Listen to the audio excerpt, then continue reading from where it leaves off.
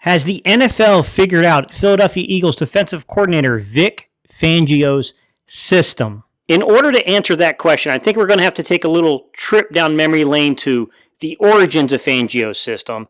And then we need to talk about some of the nuts and the bolts of Fangio's system. Things such as his coverage shells. We need to talk about his defensive fronts and the alignments that they play.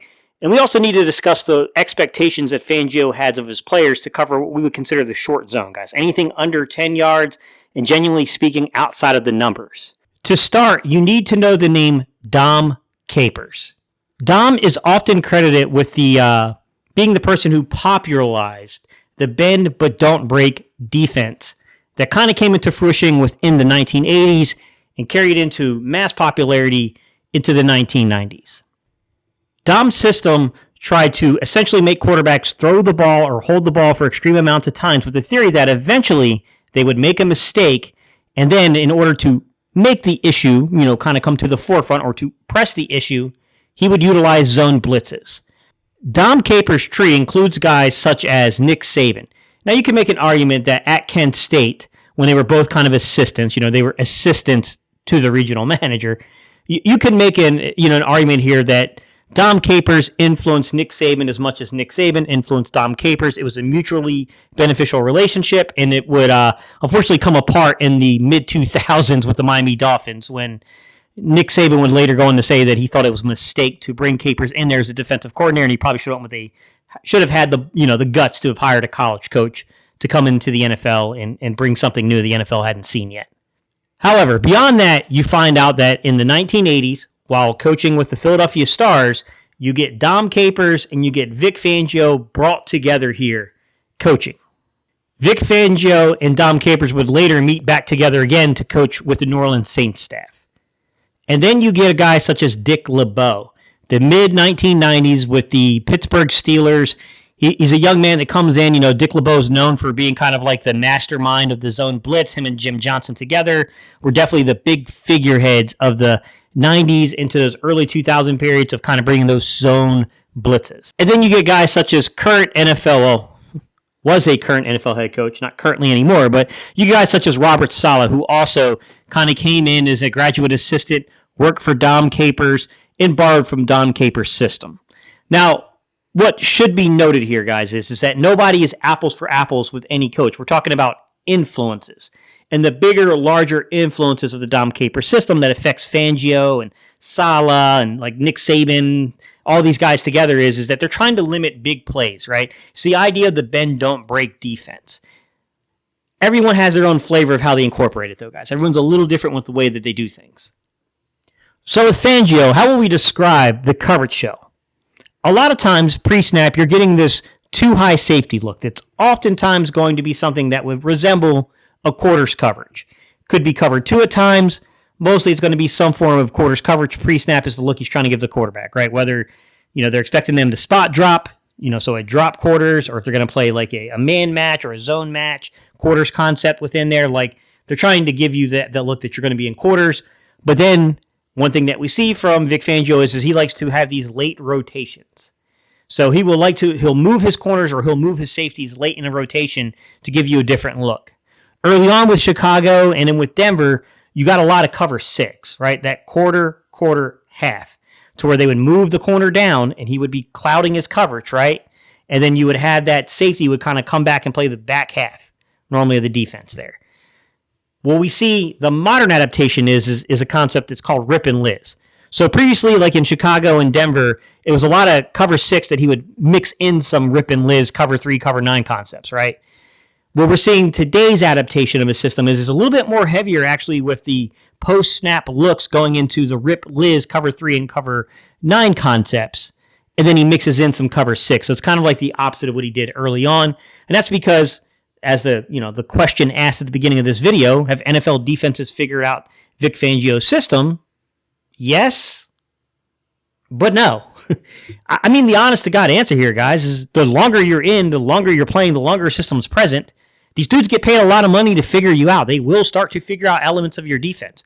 They will figure out elements of your offense, right? That's why you have to have adaptation, and we see that Vic is kind of adapting.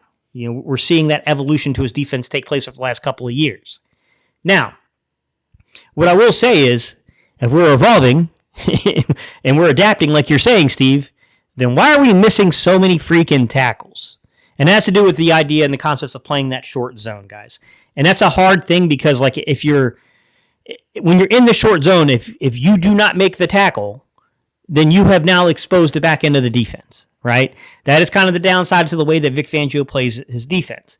And one of the things that you hear a lot, and I know C.J. Gardner-Johnson spoke up about this, is the fact that when you're coming from depth as a safety, so that's that Rip and Liz concept, right? Rip, right side, they're coming down. Liz, left side's coming down, right? You're altering into either cover 3 or cover 9.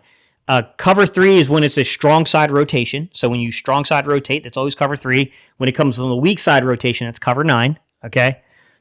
When you rotate from depth, you're bringing that player down from depth, and you're trying to hit a guy. So, like, say you have a speed 3 concept, right? Guy coming out of the back, going into the flats, right? We have that speed 3-like concept where it can be used for screens, things like that. It's tough, guys. It's tough to hit a moving target. And we've seen that Reed Blankenship, and we've also seen so far that C.J. Gardner-Johnson have missed some tackles. Like, they have struggled a little bit coming from depth to make tackles. Now, I will point this out. There's one positive note. It's early in the season. These guys are going to get better. We just got to hope they get better at the right time to where we can build some momentum and put this thing together.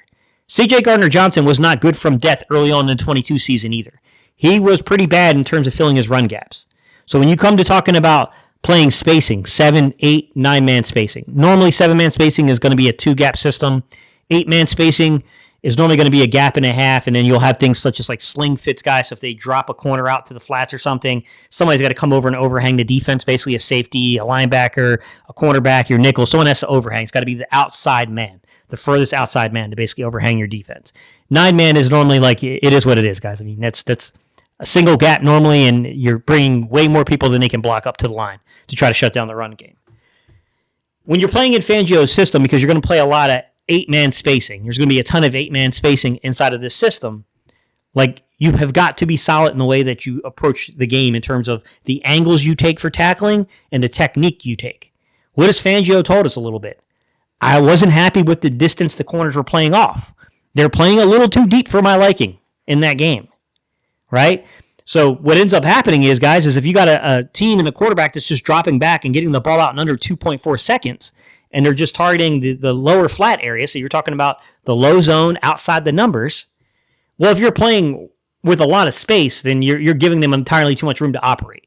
And now it's becoming vital that you can come up and you can actually stick and cover, right? So cover 6, what you're going to have is that near side, so what you're talking about is like the guy that's going to be on the boundary, that boundary corner is normally going to come down, right? And he's going to stick in the flats while the safety has the back coverage.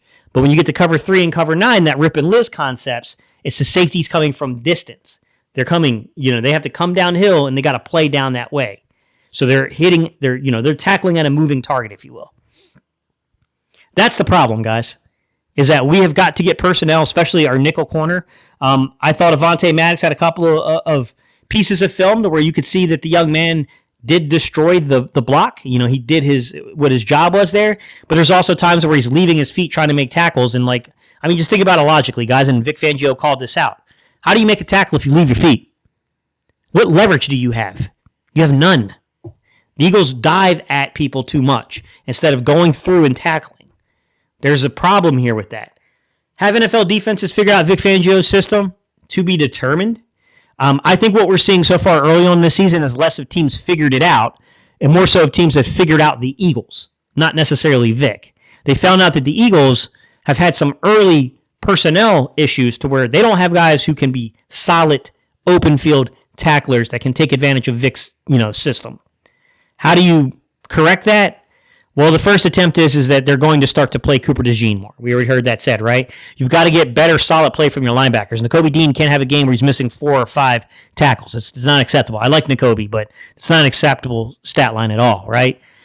These linebackers, and let me tell you, as big of a fan as I am of Zach Bond, he's guilty of this too, and they need to pull him into the film room and show him it because I see it too much on film.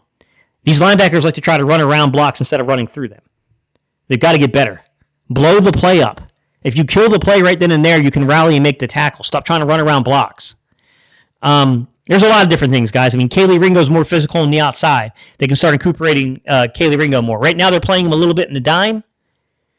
I would say that, you can still keep your dime, but I think playing Kaylee and putting him out there, like, maybe you play Cooper, you play Quignon inside, and you put Kaylee on the outside. You allow Kaylee to come down there and play inside that flat area. You're going to get more of a physical matchup there, especially if he's on the opposite side of the field to a guy like Cooper DeJean. Now you got opposite side of the field. You got physical defensive backs. You can come down and stick and play that flat area. I think you'll see teams quickly start to actually push the ball. You'll see them now start to attack us across the middle of the field, which is what Vic wants them to do. Vic's whole concept in that cover 3, 6, and 9 concept is to make you think you have an open middle of the field. But normally what he does is when he's not playing 3, he's not playing 6, or he's not playing 9 post-snap, and he's playing like cover 1, what he's doing is he's running either what they call robber or cop. Cops are robbers, guys. Cop. What's cop? Cop means the linebacker is up at the line of scrimmage and then drops back into the middle of the field and steals the ball from you.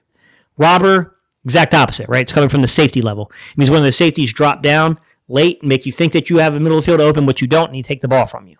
So we'll see. That's the honest-to-God intel and information about the system and where they are. Personnel's got to be better, guys. Individual players in the game's got to make plays. That's just the truth. All right, y'all. I appreciate y'all so much, and I will see you guys on the next video.